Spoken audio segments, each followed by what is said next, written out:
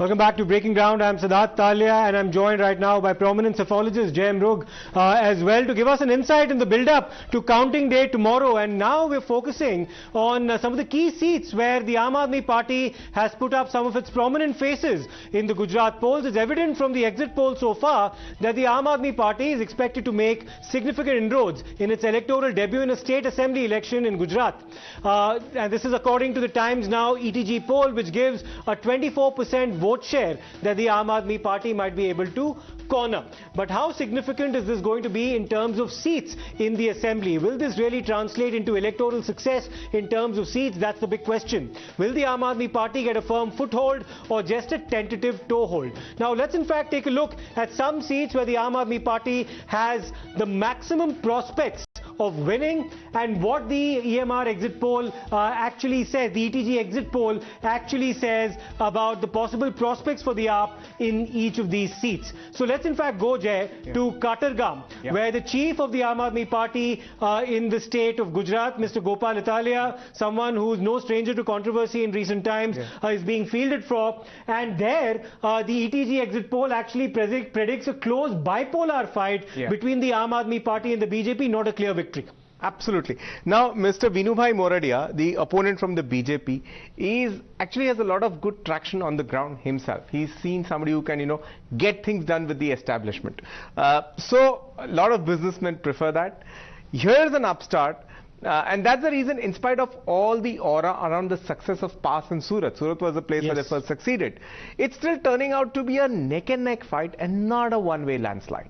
And in fact, let's turn our attention now to the other constituency, the important constituency, but we'll come to Khambhalia in just a bit, from where Mr. Ishudan Gadvi is in fact contesting from. Khambhalia is part of the Devbhoomi Dwarka district, and Ishudan Gadvi is of course the chief ministerial nominee of the Aam Aadmi Party. Once again, a triangular fight here being predicted by the ETG exit poll, not an outright victory. Next we're coming to Wankaner, which happens to be a predominantly Muslim constituency, Jay.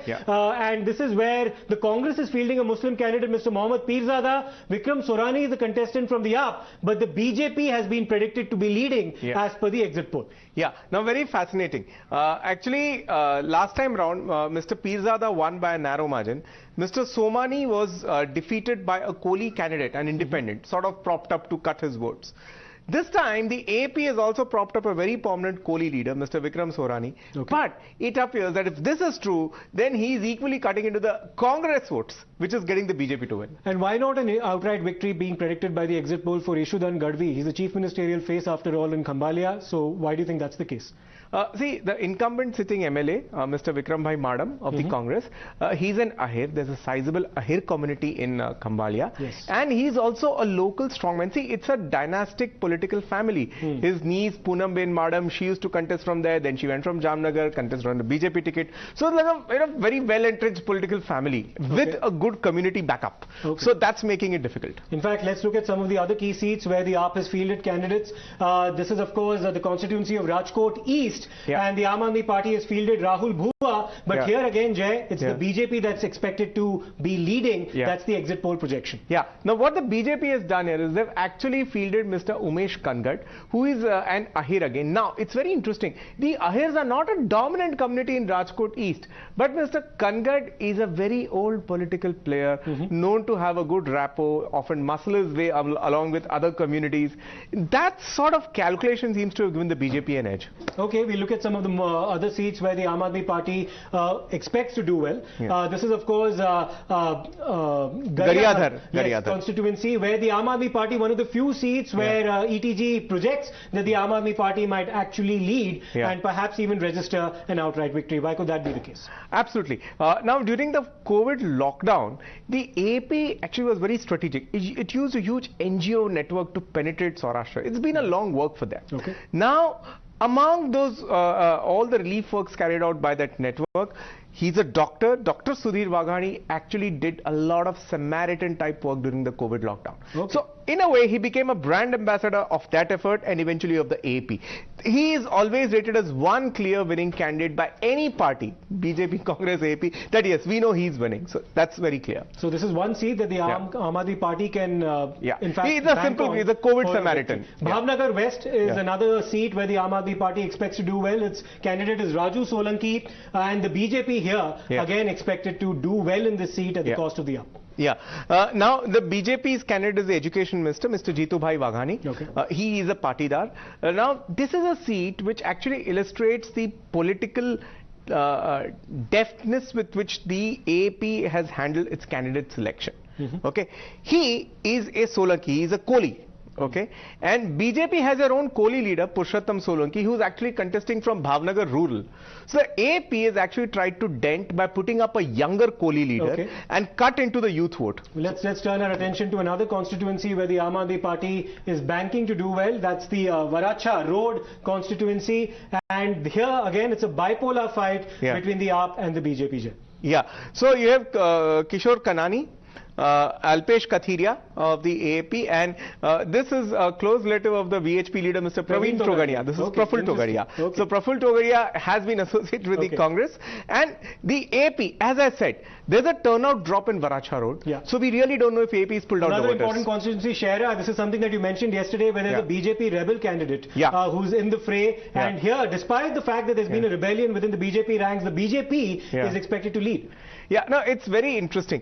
This is a seat bang next to Godhra, so there is a Hindutva sentiment in the seat. But it's very interesting. He was the Congress candidate last time. He is on AP. This is a BJP worker, Khatubai Pagi, who's defected at the 11th hour. He's a Congress candidate. Triangular, but the BJP takes through. Okay, let's look at the next constituency as well, and that is Dediapada, which is a scheduled tribe reserve constituency. The Aam Aadmi Party has fielded Chaitar Wasawa, who's a close confidant, Jay of Chotubai Wasawa. He's now, of course, joined the ranks of the AAP. Absolutely. He's joined the rank of the tribal areas are one place where the AAP has really put in a lot of effort. So maybe this was something we were all expecting for a long time. In fact, in the tribal constituencies, the Aam Aadmi Party is expected to corner, according to the exit poll, about 48% of the vote, as was predicted, projected yesterday.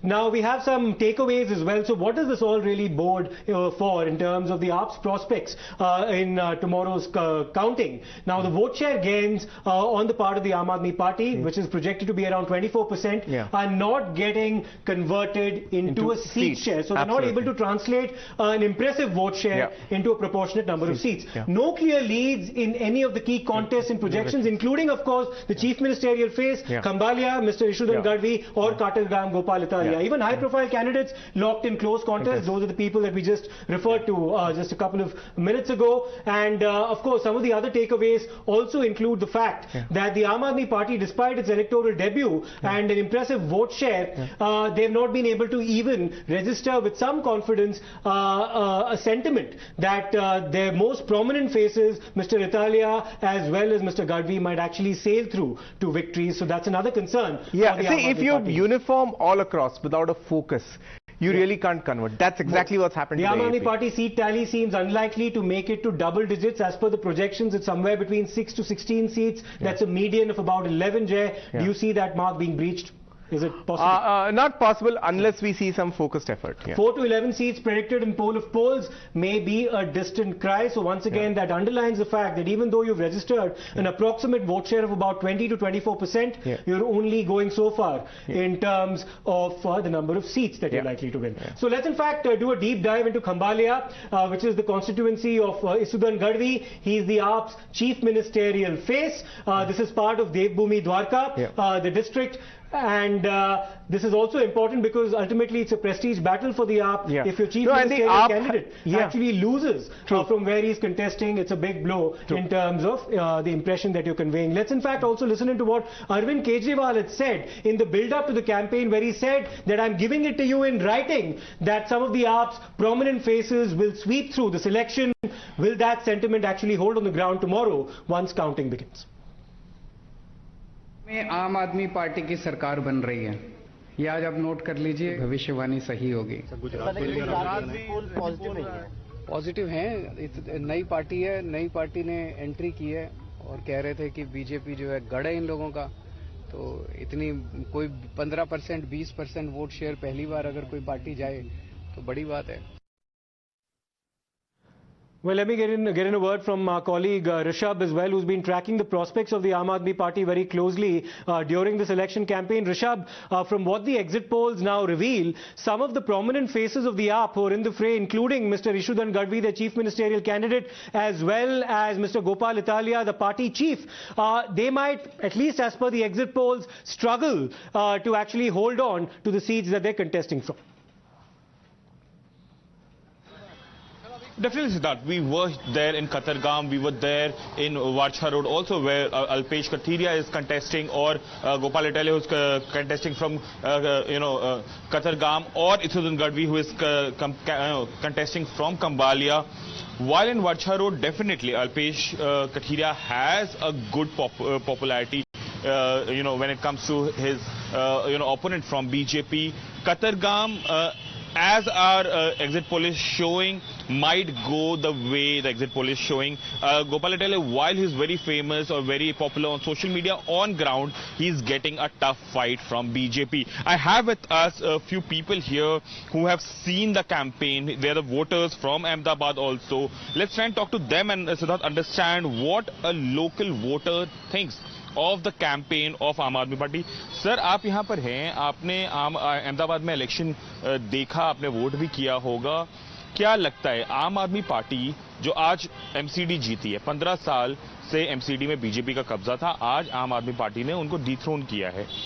क्या वो तीसरी party के लिए गुजरात में space है? नहीं, according to my views I don't think कि third party का आपका कुछ होगा इसमें. बिकॉज आप मैं काउंटर क्वेश्चन करता हूं कि why not BJP continue with the same things. 27 साल से वो आ रही है, बराबर, तो कुछ होगा कि 27 साल से रिपीट होगी. और मैं तो ऐसा बोलता हूं कि अभी भी chances are very bright for BJP.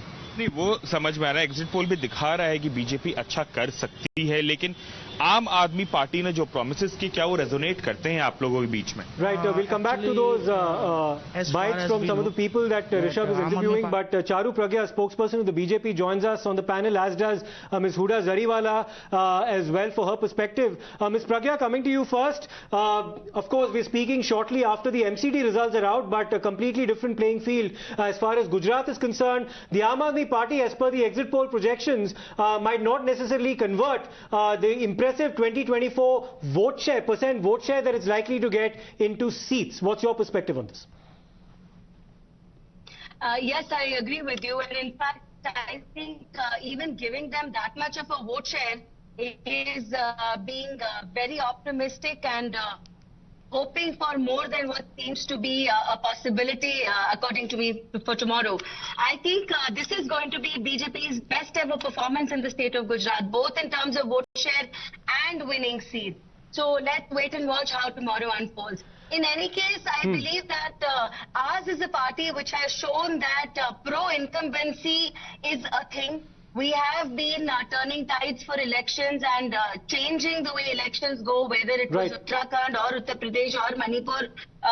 Tomorrow also we will be doing more of the same. I'm keeping my fingers very positively crossed. So after 27 years of governance in a state, if the people of Gujarat want to give another 5 years to BJP, I think it is incredible. It is also a lot of praise which should go to Modi ji's vision and kind of governance. And I can only be grateful for the blessings which are coming Bharatiya Janata Party's way. We'll see how the results go tomorrow, Ms. Pragya. Let's get a word in from Ms. Huda Zariwala as well. Ms. Zariwala, do you believe that Mr. Arvind Kejriwal, who had predicted a clean sweep for the two principal candidates, Mr. Italia as well as Mr. Gadvi, do you think he'll have to revisit his Likh ke denge statement in the light of what the exit poll projections are saying? Can I add one more thing? Yes. Well, I believe it's my time now.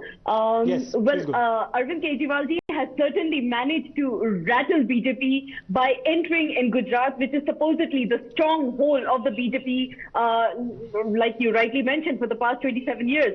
So we will definitely be having an impact on the people of Gujarat. People of Gujarat have voted for us. They have welcomed us with open arms, and the results will speak for themselves tomorrow. And yes, the two projections by Arvind Kejriwal ji will definitely come to pass tomorrow, and we are definitely going to have an impact on Gujarat tomorrow, Right, because obviously the rampant level of corruption in Gujarat, the fact that We'll see how the results pan out tomorrow. It promises to be a very intriguing contest. We'll of course be watching the counting very closely once it gets underway tomorrow morning at 7 o'clock. Thank you so much for both our guests for speaking to us.